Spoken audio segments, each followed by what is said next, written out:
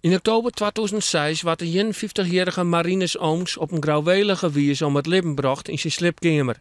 Hij werd slaan, met tape en tie-wraps versboen en met een mes in de rug stutsen.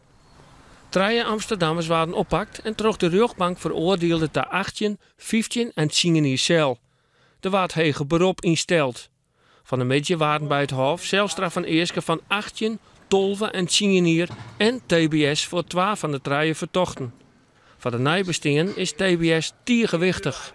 Omdat iemand dan behandelbaar was en met name de hoofdverdachte heeft in mijn ogen TBS verdiend, omdat hij voordat hij mijn broer van het leven nam ook andere gewelddadige delicten heeft gepleegd. En dus denk je dat als hij net behandeld wordt, dat hij dan weer de fout in gaat? Dan gaat hij inderdaad weer de fout in. En wie is dan het slachtoffer? Nevens justitie had Marinus Ooms minutenlang vochten van zijn lippen.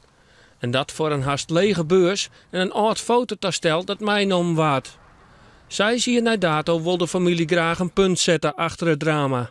Min of meer krijg je elke keer als je ermee bezig bent, ook op emotionele momenten voor mezelf, ben je toch onbewust met je broer bezig. En dan komen de tranen en dan komen de emoties.